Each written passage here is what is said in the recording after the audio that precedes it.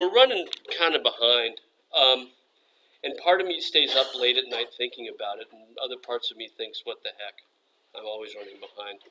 But we should make it to the 20th century, just not really deep into it. We'll get into sort of up around World War I, in between the wars, I would imagine. And that's usually where I normally get to at this class. So anyway, things get sluggish here and there because there's quite a bit to talk about in each of the periods, but we'll be moving right ahead.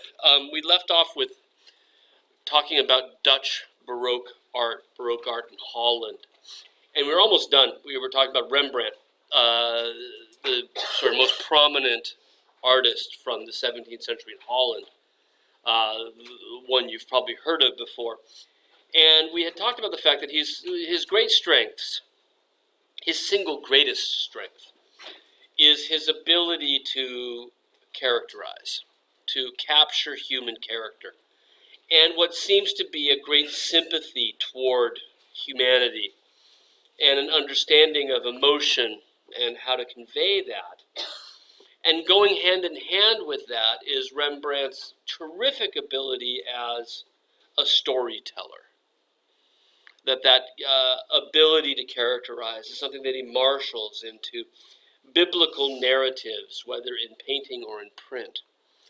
And how his art is very much influenced by Caravaggio, but doesn't have the sort of flamboyant drama that we see in the Catholic countries, and that's typical for Dutch Baroque art, right? So we had looked at Philemon and Baucis, a late oil painting from the National Gallery, and we looked at the 100 guilder print, Christ preaching to the people, one of his etchings. Rembrandt was incredibly prolific. There's something like 200 paintings and about 300 etchings and another 700 drawings that survive by him. And when I say etchings, right, that's each impression, that's each matrix. It's not the number of impressions that he cranked out as well. Right? Incredibly prolific artist, and he seems to have wanted to be an absolute success at what was considered to be, in the 17th century, the most noble kind of art, which is the broad term history painting, which encompasses biblical scenes and mythologies, as well as scenes of history, because this was the hardest kind of art for any artist to do. Rembrandt wanted to succeed at it, and he seems to have for quite a bit of his career. But that didn't mean he didn't do other things. He wasn't a specialist. He's one of the few artists from the 17th century who did not specialize. Everybody else that we looked at so far was a specialist in one particular kind of art, right? And Rembrandt wasn't, right? He was kind of all over the map. And we're lucky enough to have one of only 7 landscape paintings that Rembrandt ever did. Right? There are only 7 in his entire career, and one of them is at the National Gallery. And he also treated landscape even much more so in print, in etchings that we see on the right. So in order to speed things up, I'm not going to really go into the mill too much and really talk more about the 3 trees, because each of them, like with his prints and his other works, they seem to reward you for spending time looking. Right? And that's happened with a lot of Dutch pictures, right? Whether they're still lives or Rousdale's landscape, we look more, we see more, and as we do, things start to click. They start to make sense. And Rembrandt is very much works in this vein. He loves including details that aren't immediately apparent, but then they become sort of more so the longer you stare at things, right? So with this mill on the hill, right, on this huge bulwark, a little figure up there looking over the edge, right, at the distant town, past the trees. We see figures coming across a bridge, right, coming down to the side of the water, a ferry going off of the picture. Again, these sort of metaphors of the journey of life that we saw with Rousdale, but also mundane details of everyday life. It looks like there at the shore, a woman's doing the laundry in the water, with a man watching her, right, as this woman and child have come across that stone bridge. Right? I had a little discussion with the curator of 17th century Dutch paintings one time. We had him to campus. We had dinner afterwards. About, I don't know if you can see him in this or not. I'm sorry, I didn't mean to do that. About, in particular, this guy right here. Can you see him in there? Little man in the shadows there. Standing off the side of the path behind a bush. Now, I am absolutely certain he's peeing. Right? I mean, what else do you do off the side of the path and behind a bush standing up? Right? I guess unless he's doing something that everybody in Hollywood is being accused of doing these days, but I don't think that's the case in the 17th century, right? But we do see a lot of images of everyday life like this, everyday activities, where we find people doing the things they've got to do, right? So anyway, and Rembrandt loves to put things in the shadows that reveal themselves through prolonged observation. It's difficult to see, but there are a couple cute little cows on the far shore as well. And his three trees etching does the same thing. Now, the way people looked at etchings was very different from pictures. Pictures, you hang them on the wall, and you step back and maybe you step forward. But with prints, you lay them on the table and you stick your nose into them, and they're not that big, right?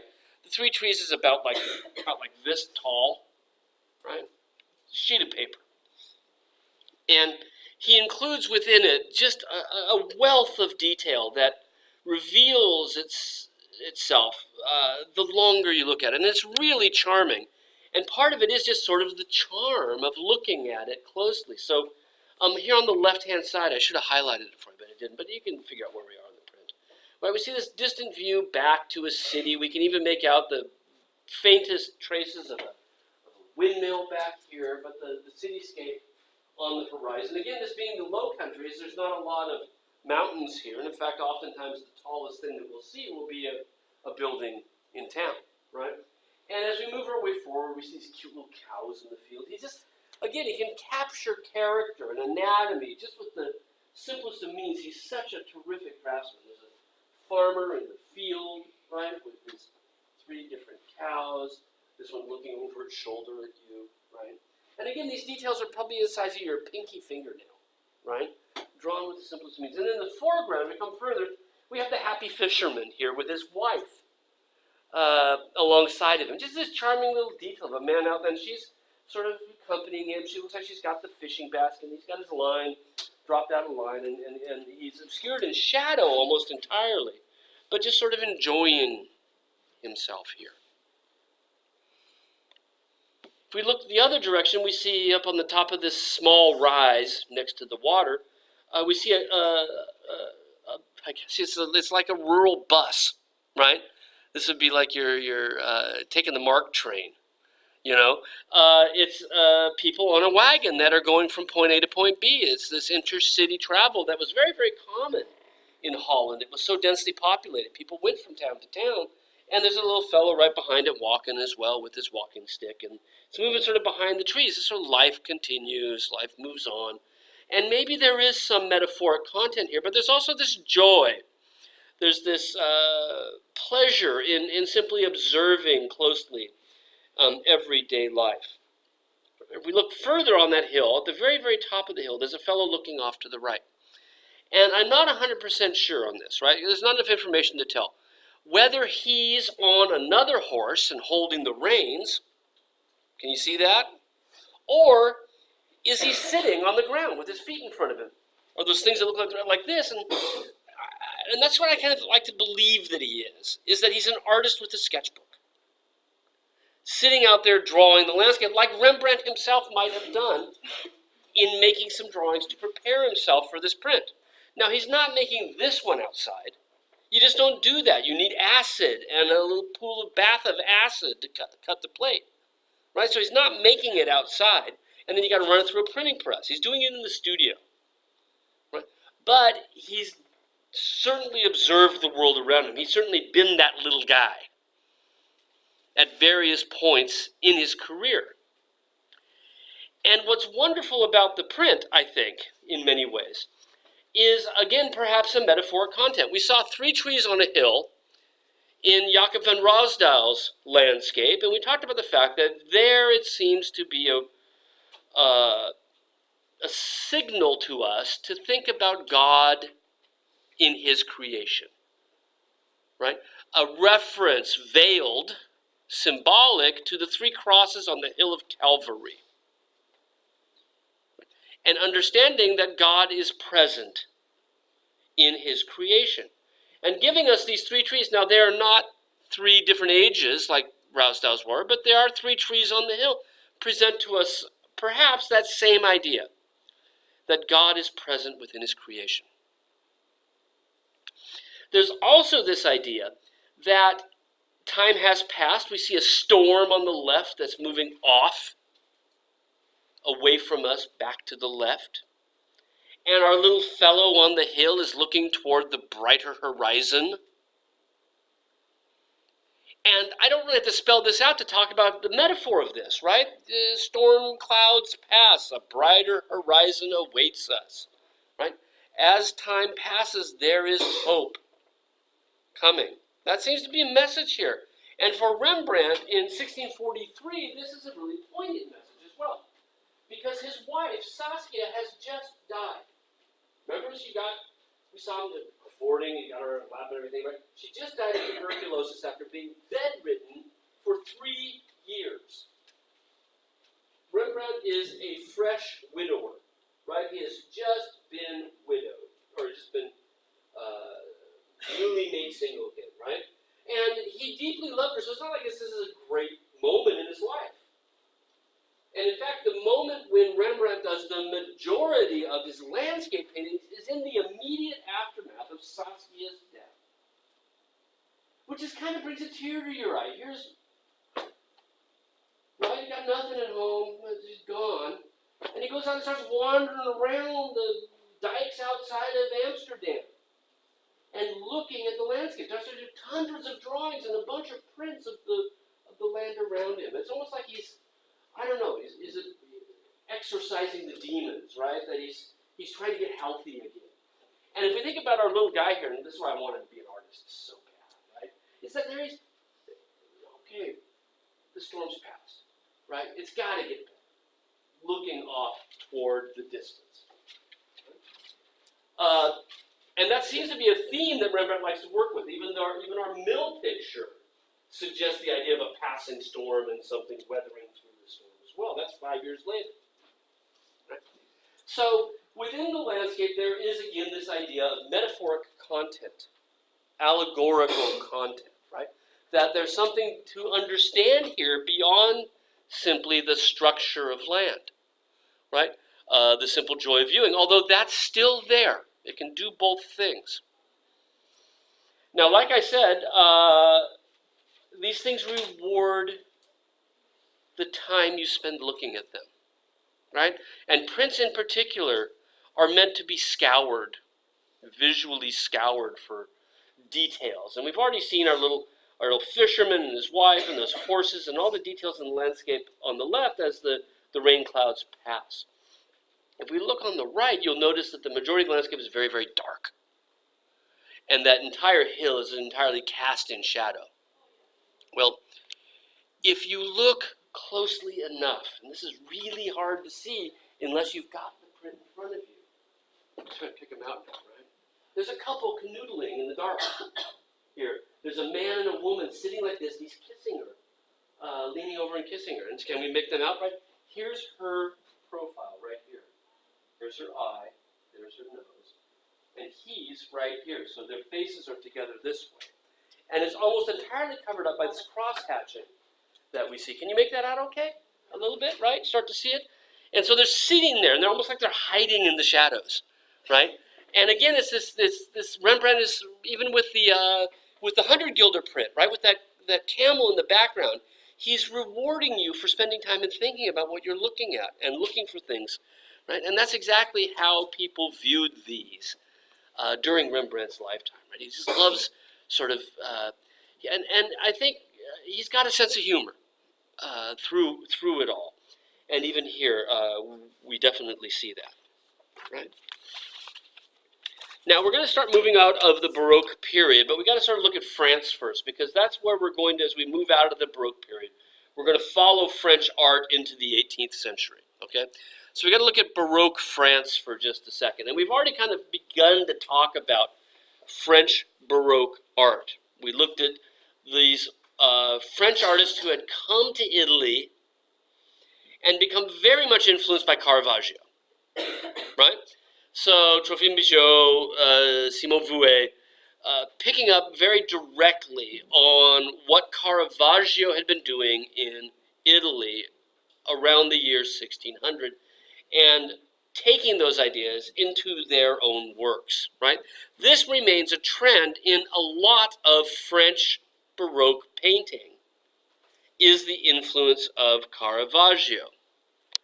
One of my favorite French paintings in all of the National Gallery is this one, right? French Baroque again, Georges de la Tour.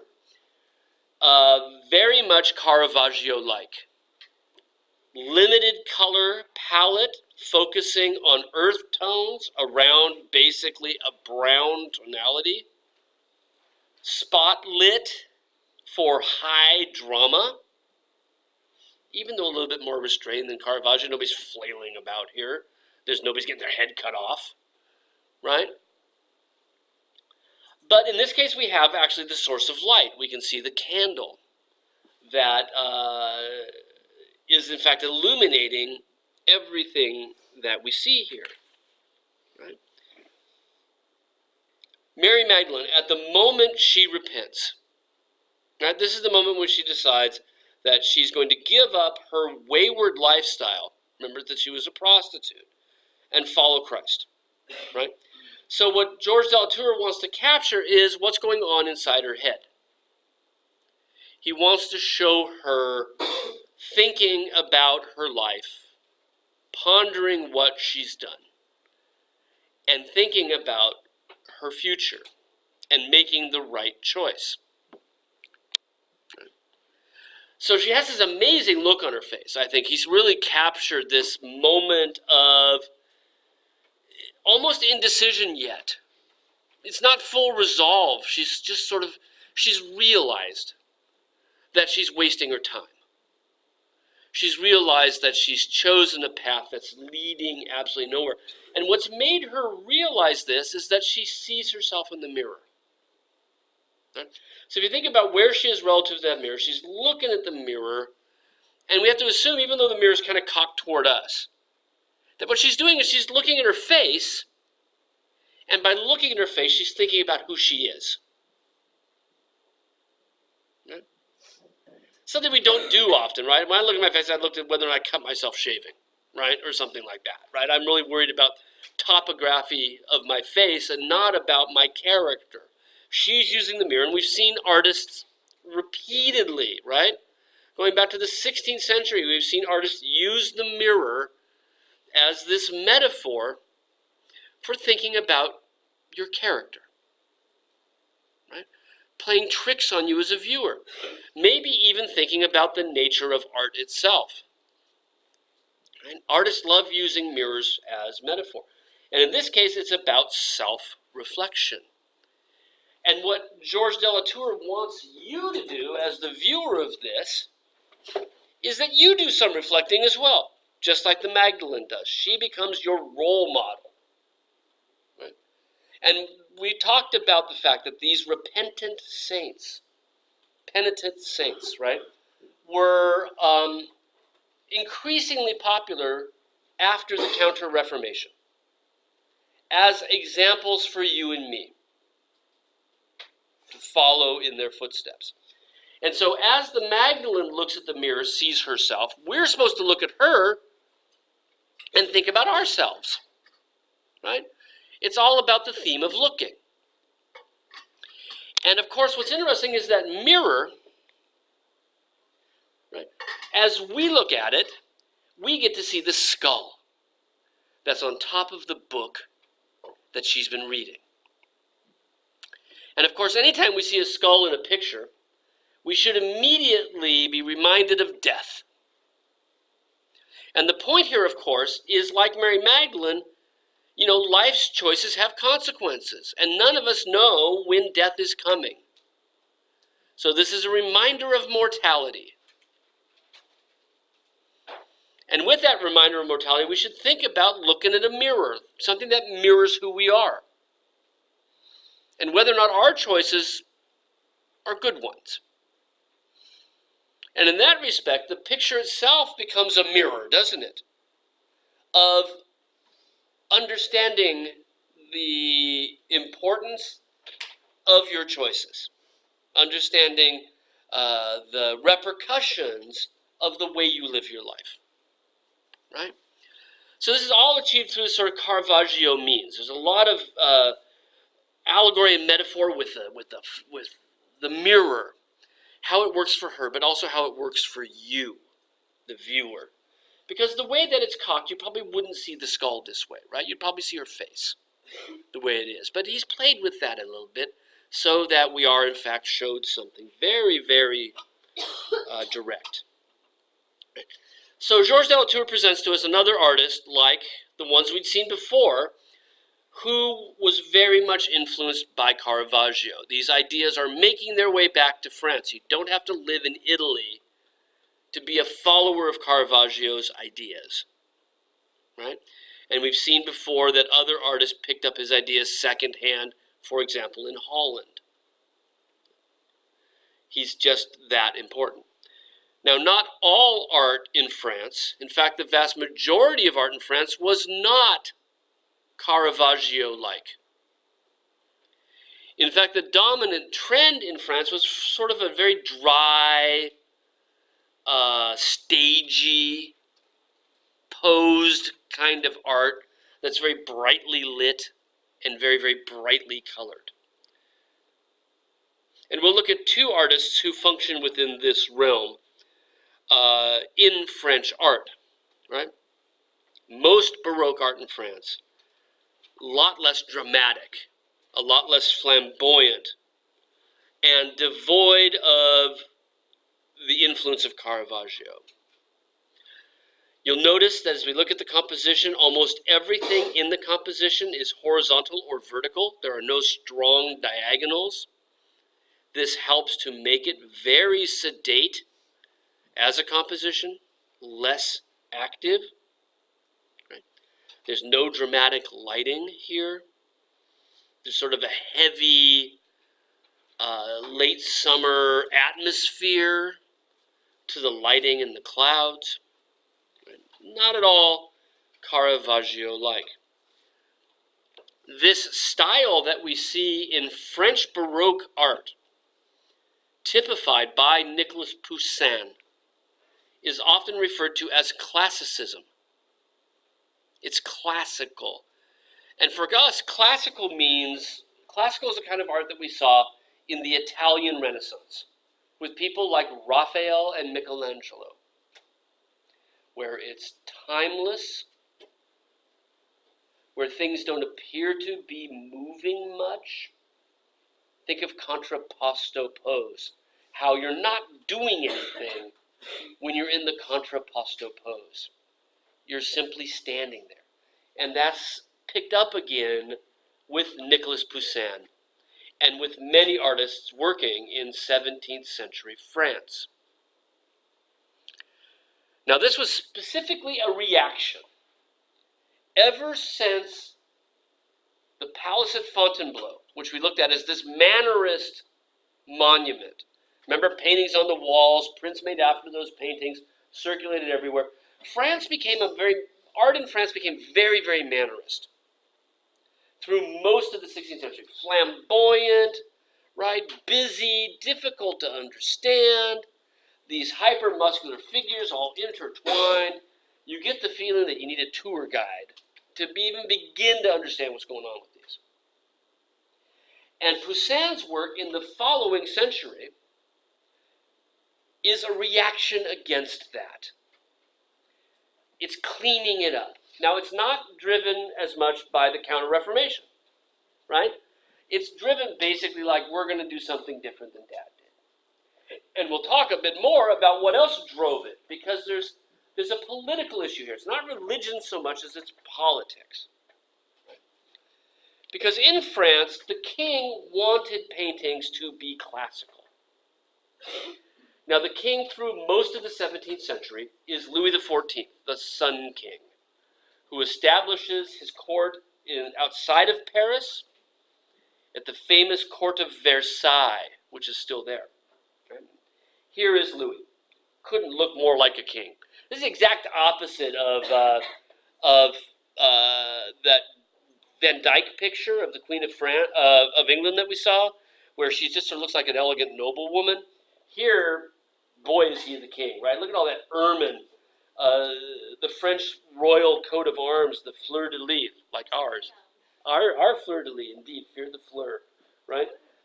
But theirs is always gold on blue, right? And just covering his robes, and then it just looks so, elegant, almost to a fault. He established two things, well, one thing that related to art in the 17th century. I'm looking for a pen. In 1648, Louis had just recently taken the throne. He's actually still a kid, so it's his advisors while he's growing up, right? Established the French Royal Academy. Académie Royale, right? French Royal Academy. In 1648. And the point of the French Royal Academy is to train artists how to paint. And they sponsor a bunch of other things that are really influential and important for the life of the artist. But what it was primarily was a way of controlling what artists did, and particularly quality control, right? And like I said, founded under Louis' advisors, but certainly supported by the crown, thus Royal Academy, right? 1648. So they had they had schools, they had annual shows, sometimes biannual, but they had annual shows called the Salon, like a nail salon, or the Room. In the Louvre or other places where people would show their most recent works of art. It was juried, right? So it was the best stuff out there. And what Louis wants from they offered prizes, right, to new artists, to the best in the show. And these were, really good prizes, like a 2-year, all expenses paid trip to Rome. But Marymount had that kind of money, right? Say, okay, best in show, guess what? We're going to send you on a grand tour to go see the great art in Rome for 2 years, and we'll pay for it. That's what the crown did, okay? So, the point of it, for Louis, what Louis got out of it, was artists working in a single style so he could choose from the best, and they would all look similar enough that people would not think so much about the artist as they think about Louis, right? Because, if you're a dictator, not a dictator, he's a king, you're an absolute ruler. What you want when you're making official art is you want people to think about you, not about individual artistic style and intent, right? So the Royal Academy was set up as a way to sort of mandate this classical style. And the clarity, the reaction against mannerism, is that Louis got some ideas he wants people to understand. And if it's this crazy mannerist guidebook art, right, who's going to get it? Yeah? Whereas classicism is very, very clean and clear with its messages, right? So that's what he gets out of it. And the Royal Academy is still functioning, right, by the end of the 19th century. Right? It's the Royal Academy that the Impressionists are rebelling against in the 1860s and 1870s, 200 years later, right? So this is a very important force in French art, is the French Royal Academy, okay? So, this classicism that sort of separates French Baroque art from almost everybody else is there not because of the Counter-Reformation, right? And the lack of drama is not about it. It's about Louis and what he wants from art. So whether artists are working for him or not, the thing about the annual salon is that everything was for sale as well. And the court would pick up the stuff that was the best, and they're the highest paying patrons out there. So of course you're going to try to please them, right? So you see where this is all going. This is all coming directly from Louis and is then establishing this particular style. Okay? And that's what we see in the vast majority of 17th century Baroque French art. It's Baroque in period, not so much Baroque in sentiment or style, right? Now, for Nicolas Poussin, his works are perhaps the most classical of everybody in 17th century France. He greatly prefers these very carefully organized, tightly structured scenes. And part of this comes out of his unique working practice, the way he made art. If Poussin was planning a painting, the first thing he would do, and this is true for every artist, is you'd make a bunch of sketches so that you got to the point where you knew what the composition should look like, right? So you do sketches of models, start to lay it out. No, I don't like that one. Lay it out again. No, they would never throw them away, right? Make a bunch of sketches to figure out the composition. Once he got the composition to where he thought this is going to be pretty good, this is what I want, he would then take the sketch and use it to make a little stage with clay and wax models that he'd start off making them nude, and then he would clothe them, and then he would take a candle with a reflecting light and light it. He said, what's it look if it's lit from this way? What does it look if it's lit from this way? Right? And make these little models, and none of them survive, right? But we have accounts of people visiting the studio and seeing him playing with these little stage sets as he's working out the composition. Once he got that worked out, then he would go back and make another drawing. Not from life, not from models, but from his little stage set that he made. And then from that, he would make the painting. So what we see is about 2 or 3 steps away from nature to the final composition. And that all makes it this much more tightly organized, more tightly arranged everywhere we look. Now, the story here. With classicism comes a great interest in classical mythology, right? Because the term classicism also refers back to ancient Greece and Rome. And our theme here, the subject matter, goes back to ancient Roman mythology, which are adopting everything from the Greeks, right? So Achilles, right? His mother had been foretold, a soothsayer, right, told Achilles' mother that Achilles is going to die in the Trojan War. That's a prophet. Right? Your son is going to... So she decides, oh, no, he isn't, and is going to hide him, right? Take him somewhere where he can't get drafted, called up for the war. And what she does is she dresses him up in drag and puts him on an island where only women live, so that he can hide until the war is over, right? So this is the island of Skyros, an island of women. And Achilles is there hiding in drag. Now, that's not what we see. What we see is the moment when his true identity is revealed. Ulysses figures this all out. So here's word that Achilles' mom has sent her off to this island, and he decides to set a trap, right? And what he does is he brings gifts to the women on the island. And there's all of these jewels in this big box, and in the box with all the jewels is a sword and a helmet. And because Ulysses knows that Achilles, the born warrior, right, won't go for the jewels. And so what we see here is the moment when all the women are like, ooh, look, earrings, right? And oh my goodness, look at these wonderful jewels they brought to us, and looking at them. And what has Achilles done? He's grabbed the sword, put the helmet on, and grabbed a mirror to look at himself and how good he looks in his helmet. And this is that moment of revelation, right? When he is, and there's a shiny shield at his feet, right? So this is the moment before now his next step is he's going to be yanked away, right? Aha! We know who you are. Now think about how somebody like Rubens would have handled this, or Caravaggio for that matter. They're all this flamboyant, flailing around. And in this case, everything is just very calm and again, that's the difference between French Baroque and the other countries we've been looking at. The other classical French Baroque artist is Claude Lorrain. Now, both he and Poussin spent almost all of their active careers working in Italy. Part of the reason for this is France is at war. Italy isn't at the time.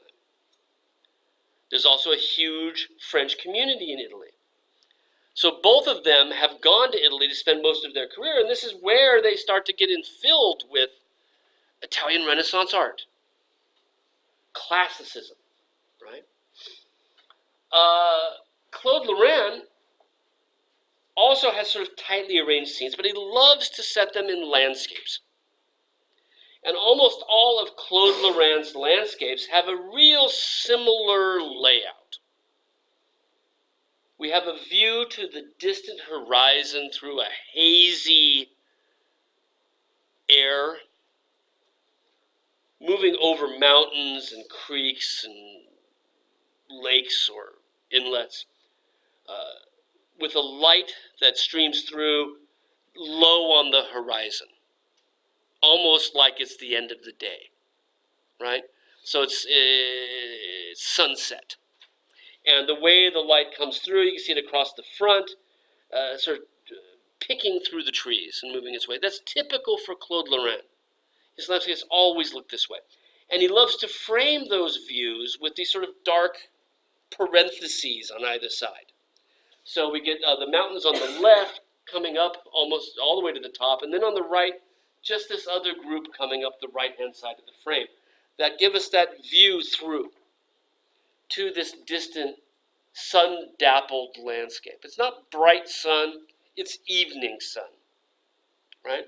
This is all incredibly typical for Claude Lorrain, and he paints it rather lovingly. Again, really accurate in its way. I mean, it really seems naturalistic, but none of our artists are working outside at this point. That just simply was not done. Right? Not until the Impressionists do we really get a group of artists who work outside. What they would do, this might answer your question, okay? What they would do is make the drawings outside. They go outside and make sketches, like our little man on the hill, right? Make sketches of the landscape. They bring those back into the studio. And there they would compose the landscape paintings, right? Painting. I was just wondering, why didn't they want to paint outside? I understand sketching, but what made them not do that? Did they just not it was too lazy or something? Or? No, it's not about They were like, I don't want to laziness. try Okay, well, what would you need to paint outside? You would need canvases, a little portable easel, And tubes of paint. yeah. They didn't have tubes of paint. We don't have tubes of paint first make their appearance really right about the time of the Impressions, about 1850 or so. Do we first get tubes of paint? How did artists make paint back then? They had a studio assistant who was there grinding the actual pigments. We go to Plaza Art Supplies, right? They went to a chemist, and they bought linseed oil, right? And they bought rocks, right, to grind up. So jasper for red, right? Turquoise to make aquamarine, right? Pieces of plants, other chemicals, right? That they would then grind up. So you go to the chemist would sell you these dusts, right? Or sometimes they'd even rocks, and you would grind them into the actual medium yourself. This is, if you you're a young artist and I'm the master. I'm gonna say, hey, I'm not gonna bother myself grinding it. You go grind me the paint, and I'll look over your shoulder and say, I'm sorry, that's really sucky. You got to do it again, right? That's part of your learning. So when people apprenticed and stuff, when they were learning to paint, that's also part of what they did. Besides learning how to paint and watching them. That's right. They would learn the processes as well, right? How to stretch a canvas, right? So yeah, and then they would store it. I mean, because oil paint dries slowly, right? And that's how Jan van Eyck, one of the first guys who used oil paint, got those wonderful effects because he could blend things, right? Through that, and that's why Titian is such an incredible thing by not blending, right? Even drying so slowly. The way they would preserve paints is they would sometimes put them in little sacks, little leather satchels, tie it up, right? and that would keep it for a little while. But it's not the sort of thing that you can have a bunch of it to go outside and paint outside, right? It was really impractical, and because of the possibility of losing it, having it dry out when you're not using it, right? They would usually only grind up about as much as they thought they were going to use it a given day, because you don't want to be wasteful, right? So that's really the main reason, is that it was not at all practical. Pen and ink is a different issue, right? Now all you need is a little bottle with a good tight cap and a pen, right? Or even Rembrandt, when he often used sticks. He just and really wonderful sort of these reed pen drawings, right? So that's the main reason they hadn't really thought about it, was the technology hadn't got there. Now, what the technology goes hand in hand with the introduction of industrially made paints. Where now these days you go buy some Grumbacher, Winsor Newton, whatever. You go buy a tube of paint. They are not grinding up turquoise to make lapis lazuli, right? To make your aquamarine blue. They're putting chemicals in. And that idea of making paints chemically rather than from natural materials, from industrially made materials, right, is also a 19th century thing. It's hand in hand with that. Okay, so it's a good question to ask. Why had they thought of? Because it kind of makes sense in a way to try to go outside, right? Now, in this case, inside this landscape, he's populated it with a classical scene, a scene from classical mythology. This is the story of Paris, who is a shepherd. And he has been challenged by the gods to choose which of three goddesses is the most beautiful. Stuck between a rock and a hard place, right? Which of these three goddesses is the most beautiful? And each one of the goddesses wants to influence his decision by offering him a bribe. Right? So, Minerva, the goddess of war, offers him victory in battle. She has a helmet at her feet, a lance next to where she's seated. Right? Juno, the goddess of wisdom, offers to make him the ruler of the world. Power, right? So military might, power.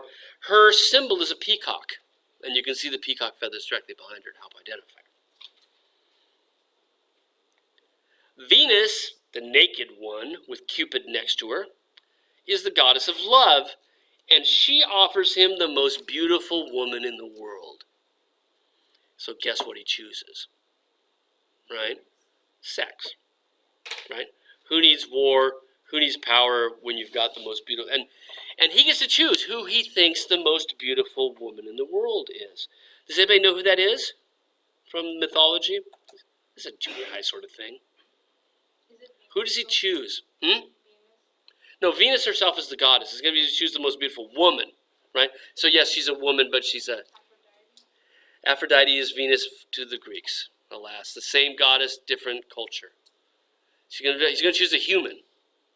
It's Helen of Troy, the face that launched 1,000 ships.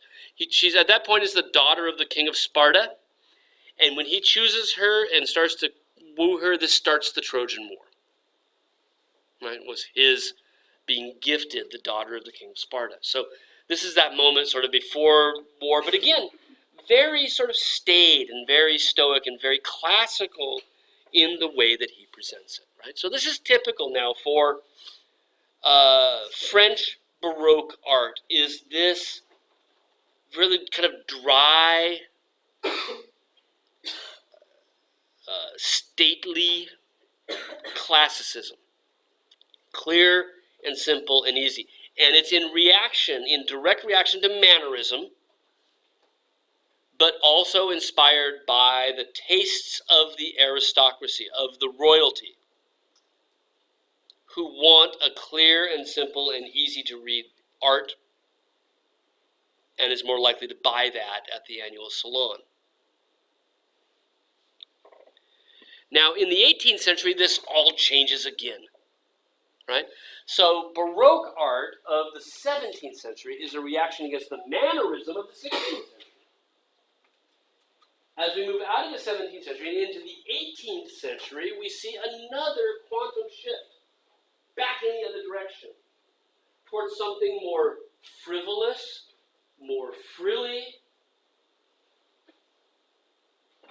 less classical and restrained. And this is best illustrated with Antoine Watteau, right? The Return from Cythera, right? A reaction against classicism. As we look at the picture, it's a picture about love. Everyone is hooking up. Everywhere you look, the entire composition is broken into couples, into pairs who seem almost at the very beginning of courtship, besotted with each other. They're also all aristocrats, right? The 1%, if you will. The wealthiest of the wealthy, with their cute little lap dogs and their swanky outfits, right? And everywhere you look, it's this. I'm not a big fan of this, right? It's really lightweight. It's very decorative. It's charming in its way. But it's focusing on the idle rich doing nothing but being idle rich together, right? And it's really turning its back very much on the classicism of the 17th century. Now, this new style of the 18th century, we historians have started to call Rococo. It's a term that means basically 18th century art, in the same way that Baroque means 17th century art. Right? And again, there's probably a political reason for the shift.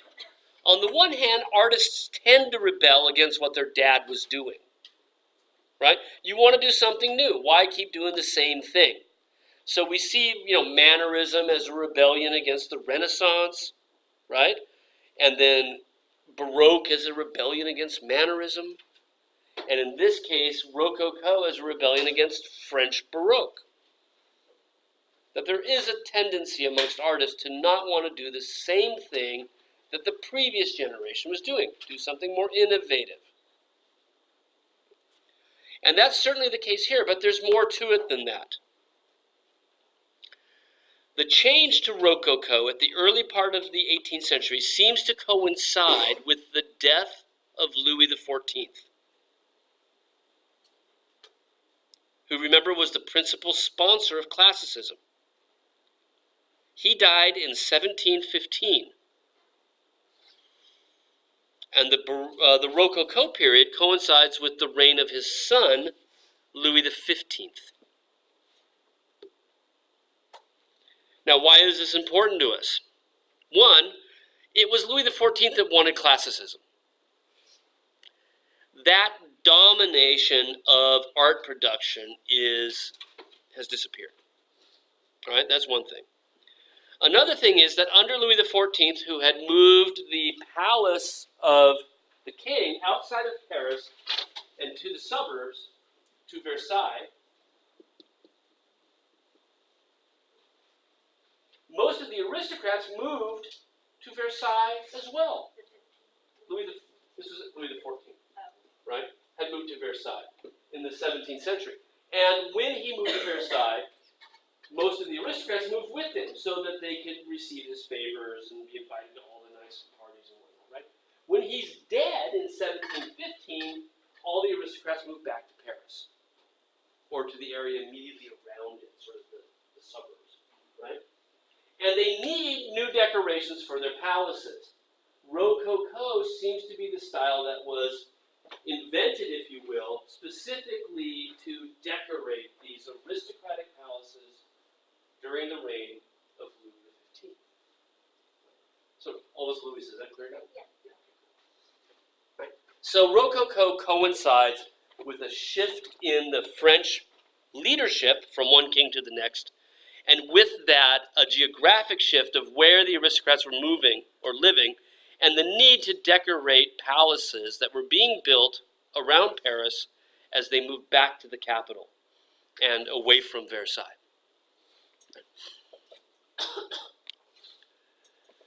The artist that's most influential on the Rococo is Rubens. Now, Rubens, we didn't look at this picture. We looked at the more dramatic early stuff. But Rubens was a diplomat. He went everywhere in Europe, and we talked a bit about that. At one point, he goes on diplomatic mission to France, and he is commissioned to paint a series of 23 pictures for the Queen of France, showing the great things she did in her life. So here is the Queen of France, Marie de Medici, arriving in Marseille, being brought there by boat, by a Knight of Malta, the gods in the waters, calming the shore. A very typical Rubens, kind of over the top, right? And in Paris, no less. Commissioned to decorate the palace of Marie de Medici. She's the mother of Louis XIV, right? Again, that grandfather idea, right? So Louis XIV is reacting against his dad's stuff as well. Stuff for Louis XIII and his wife, right? So, this is available for artists in Paris. And as they're looking for a way to find a different kind of art than classical French Baroque, they turn to Rubens. Okay? And in fact, there was even in the French Royal Academy a group that called themselves the Rubenists. The Rubenistes, right? And another group that called themselves the Poussinnists, right? One was either going really classical or going this direction, right? And by the 18th century, it's the Rubenists who are really the ones that are the dominant, right? So, Rubens is part of the reason that we see this shift, in that it's his art that's inspiring the new art, but we've talked about these other social issues that also come into play. Now, Cythera is a Greek island. And in Greek mythology, the island of Cythera is an island where time stands still and where love reigns supreme. Now, obviously, this is not a mythological scene. Nobody is dressed like ancient Greeks here. Right? There's no Achilles or Paris. But we do see the Greek gods active in the lives of these 18th century French people. To signify that this is the island ruled by love, we have a statue of Venus with flowers draped over the statue. We can see one of Cupid's bow and arrows tied to the base of the statue as well. Directly below that, we see Cupid himself sort of helping these people along, sort of tugging at their dress. And you can see he's seated on more arrows. It's like his work is done. You know, he's already shot everybody full of love arrows, and he doesn't need to do any more work. He's now sort of watching how it all plays out. And everywhere else we look, we see his friends, right? More of these Cupid-like figures, helping to coax the people as they are falling in love. The only ones that aren't really a pair are the boatmen, who are very sumptuously and elegantly undressed, right, with their skin on prominent display. So it's a very different kind of art than what we saw in the Baroque period, right? This is the Rococo.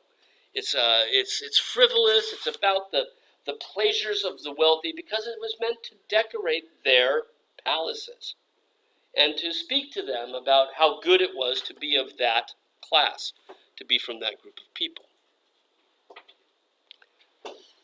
We've got quite a bit of Baroque art here in DC. I'm going to show you a couple of prominent Baroque artists, the first of which is Francois Boucher. Right? We have a Watteau, but I'm kind of going to skip over those. Same sort of frivolity, right? Love in the garden with an overlay of ancient mythology. Right? Venus taking a bath with Cupid next to her.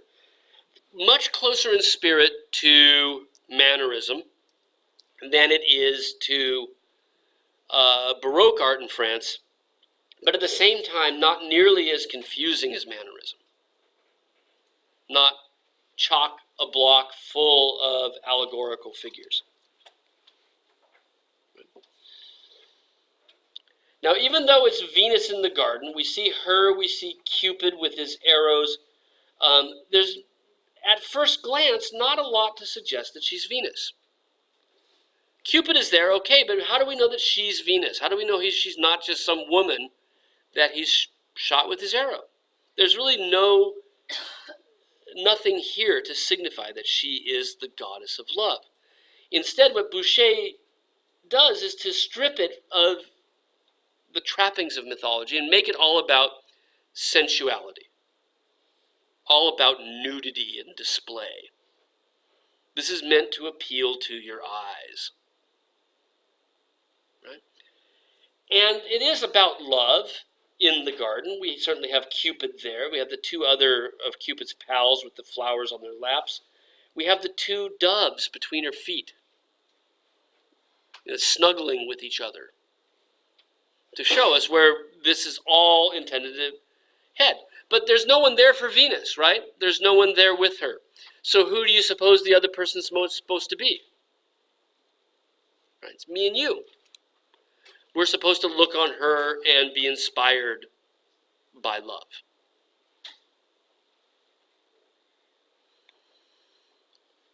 This was commissioned as one of a pair of paintings. The other one is up in New York at the Metropolitan Museum. And just, in fact, 3 months ago, they were hanging side by side down at the National Gallery. They'd come back together for a bit for an exhibition. Where now we see Venus at her toilet. We've seen pictures of the toilet of Venus, right, Emma? Your picture is in the same tradition of this, the Titian that we looked at before, but no mirrors as metaphors here, right? But we see, sorry? Mine's the original. Yours is well, and one of them, because there's some that are a little bit before him as well, right? This teacher did some as well, but yeah. And, Titian's never that far out of people's minds, right? I don't know if Boucher is really looking at Titian, or rather that they're both just tapping into an old traditional theme of the goddess of love making herself beautiful, right? But just like the Titian that we looked at before, part of the discourse is who's she making herself beautiful for, right? And this implicates you and me as the viewers as being the ones for whom she's printing, whether she's bathing or putting on makeup and perfume and jewels and whatnot. And we can see, if we look around, right, Cupid and his chums are now helping to make her more beautiful by putting pearls in her hair, grabbing them out of the dish down below, right? She's still got that dove now on her lap as she's embracing it again. Some overlay with what was going on in the Baroque, this idea of touch, right, being an important part of it. And look at, there's the other bird down at her feet as well, but then all these textures that you see. But it's so over the top, right? I always think of Rococo as like the perfect wedding pictures because they're so frivolous and just all about love. And there's no darkness here in the grand scheme of things. It's a good, right? Happy people in as gorgeous as they could possibly be at any time. And it's like a wedding cake, right? I think that's better than a wedding. It's like a wedding cake. And it's all well and good, but you wouldn't want to eat it every day, right? But the colors are wedding colors, right? They're dusty rose, ocean greens, and blues. And the kind of pastel colors that one often chooses for weddings are sort of the hallmark of Baroque art, right? At the same time, they are really beautiful, right? It just in its own sense. You may not agree with the body types and whatnot, but they are intended to be sensual and sensuous. They're meant to be very visually appealing. And the cuteness factor is part of that, right? The charm, the little bud of the angel, or the putti on the left, up in the air. Now, these were both commissioned, as I said, to be hung together. They were commissioned by Madame de Pompadour. You've probably heard the word pompadour. We usually use it for wig styles and whatnot. She was the first mistress to King Louis XV.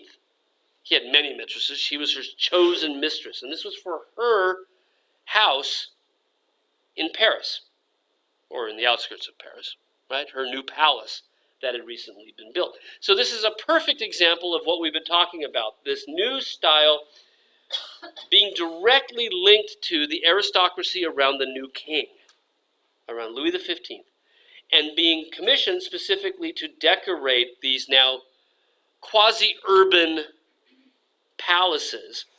And what do they decorate them with but images of gardens where eroticism runs wild, runs rampant.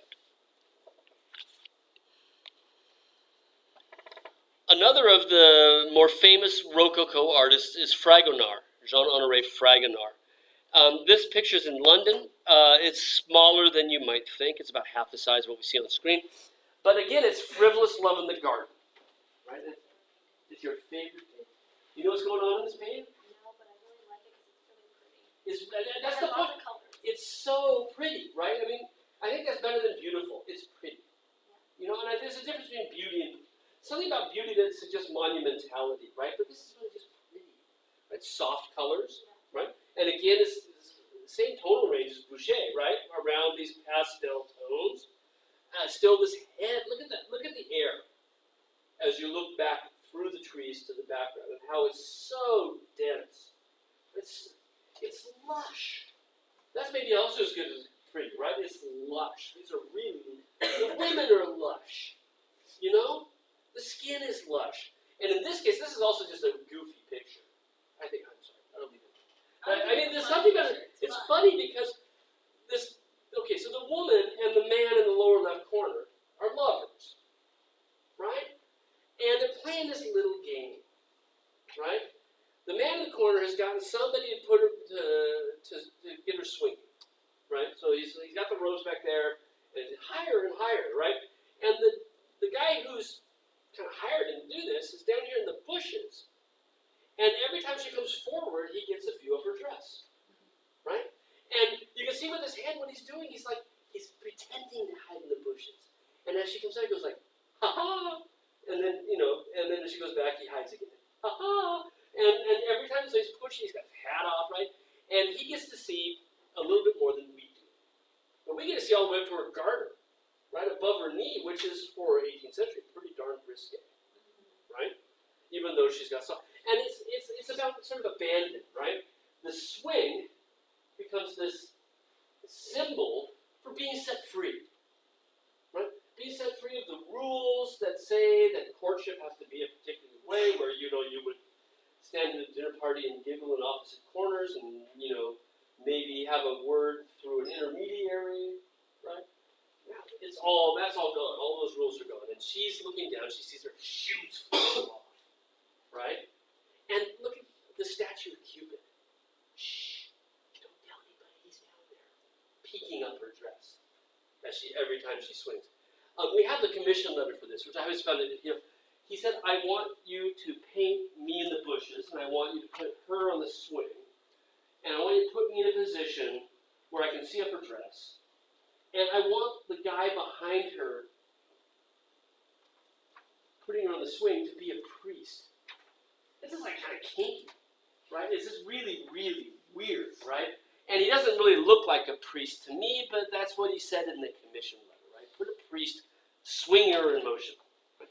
But the swing is for Fragonard, this metaphor for erotic abandon, right? Letting it all hang out, letting it all go. We do have a swing picture down at the National Gallery by Fragonard, not the same one, right? But we have another version of this, which was again commissioned for one of these houses, and again is a part of a series of pictures that are all games of love. Right? So the swing has the exact same metaphor here as it does in the more famous version on the right. We again have a man setting the swing in motion. He's not a priest this time. In this case, we probably think he's a suitor, because the whole idea of the swing as a metaphor for abandon, for letting loose, would be more naturally inspired by a lover. The thought of letting it all go. I love the detail in the foreground. Right? There's a couple there, a man laying on the ground with a woman, and She's like dunking the dog in the pond by the scruff of its neck, right? I don't know what to do with that other than just to laugh. And on a certain level for me, a lot of Baroque art just makes me kind of like, really? Right? Is that where we are with this? But he's between these two statues that are the entryway to the garden, that are these lions with water spitting out of their mouth. It's just so flamboyant. It's so over the top, right?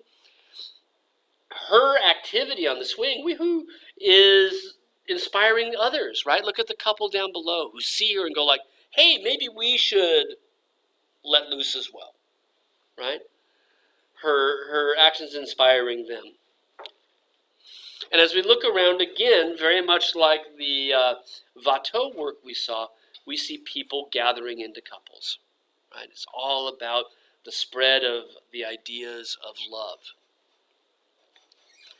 Not quite sure what to do with this. She's looking at something up in the tree through a binocular. I was trying to figure out what exactly she's looking at. Something sort of in here. But I can't find anything over there that is the result of her spying, right? And who knows, maybe it's just all about looking, because we saw with the other work that it really was about the theme of the sense of sight and its relationship to love. Right? And that might well be the case here. So 18th century French art, right? Really flamboyantly over the top, delicious, right? Pretty, lush, right? As you might imagine, not everybody wanted this stuff. There's got to be art out there that's made for a different sector of society that doesn't want to just simply decorate their pleasure palaces with scenes of the same, right? And as we look at 18th century French art, we do find, in fact, that there are some works of art that are very different in spirit. Right? And Chardin specializes in these incredibly humble domestic scenes. It's almost like it's the antithesis of Baroque, even though it's from the exact same time period. But of course, why should we expect all of the art to be exactly the same? Now, the interesting thing is that Chardin's pictures were bought by the same people that are buying things like the swing. Right? His picture-buying clientele is that same aristocratic group decorating their new palaces outside of Paris. So in addition to seeing images of themselves playing, they also are buying images of their servants working. Probably please them just as much. That's what you want a servant to do when you're of that class of people. You don't want pictures of the servants playing. That would be a bad servant. You want a picture of a servant working. Now, to come up with these images of servants working, right? In this case, a nurse preparing a meal for a patient, right? The attentive nurse. Chardin is obviously looking back at Dutch Baroque art. I mean, you would be, if this came up as an unknown on the final exam, you would be excused for thinking that Chardin was de Hoc, or vice versa for that matter. Because each of them has a really similar theme and a real similar feel as well. Humble activity, humble domestic activity. Right? A scene of domestic virtue. We talked about that. That this is a woman dutifully going about her work, her child interrupting her to potentially play, but she has work to do. Domestic virtue. There's virtue in work. There's a time and a place for everything. With Chardin's piece, it's also, I think, very much focusing on the idea of the virtue of hard work. It's not looking down in any way. Even though the owners are from a very different class, right? She's not put forth as a negative, the dirty thing, the great unwashed, right? She's put forth as something noble, going about her business quietly and methodically. day in and day out. Little pot on the floor, another one over her arm. She's going to be, that's probably, is that the, for heating the bed, I think? This thing with a long handle, or is it just a bedpan for, right? I'm not 100% sure, but she's certainly, looks like she's cracking an egg there, got simple bread and a little cup on the counter, right?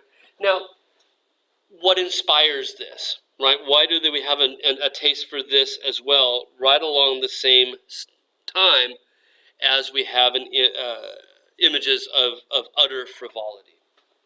I meant to have it up here on the thing. I'll fix it for the thing online. Look at the time period of these, right? Let's go back a second here. If we go back, right, notice where we are in the 18th century. We started with Watteau around the time of Louis XV, right, 1715. By this point, we're significantly later, 1770s, around 1750, right? We're moving later into the century. What's going on in France in the 18th century? What goes on in France at the end of the 18th century? I heard it say like the Revolution, right? When is the French Revolution? Do you know off the top of your head? 1780 something. 89, right? It's the French Revolution. Okay. Now, what brought on the French Revolution? Changes in the way people were thinking. Okay. There is a group of philosophers, usually referred to by the French word for it, the philosophes. The group of French philosophers who are part of what's called the Enlightenment. That's what's going on in France in the 18th century. Being enlightened to ideas, right? Everyone. The democratization of thinking. Central to the philosophes' aims was the idea that education would make better citizens. I think we still buy that, right? You know, why does Bernie Sanders want to make every college free? By the way, if he does, if that goes anywhere, you better get out of here as fast as you can. Your lab's closed. Community colleges, right? Why do we want that though? Because education makes us better people, right? It makes us aware of things that aren't our own little experiences. It opens our eyes to the way other people live and think, right? And the philosophers are really the root of that idea, that education makes better citizens. So, strong interest in education. Now, getting back to my picture, and then we'll quit, right? One of these philosophes was a man named Jean-Jacques Rousseau. R-O-U-S-S-E-A-U. Jean-Jacques Rousseau was one of the most prominent of the French philosophes. Right? And he advocated for many social changes.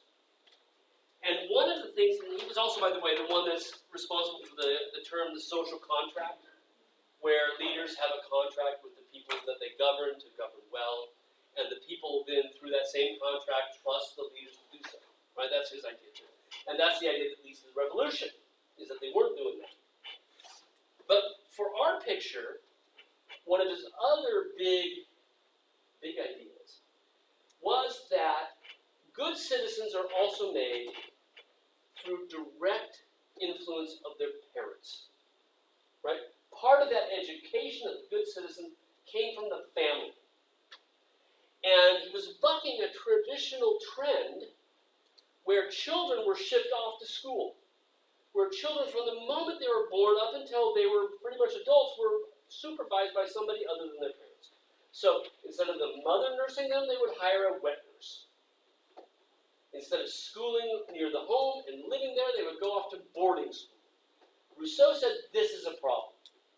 Rousseau said that there is virtue to be found in the home. And these ideas gained currency in the second half of the 18th century, at the same time that pictures like this by Chardin become popular. Right? They fit with that idea. So this is very much an Enlightenment picture. And the Enlightenment philosophers, whether it's Jean-Jacques Rousseau or Voltaire, they hate Rococo art. Because there's nothing to learn from it. There's nothing about it that makes you a better citizen. Right? And for that reason alone, they hate it. So it's not that it's bad, but it goes counter to what they think is most important in life. Right?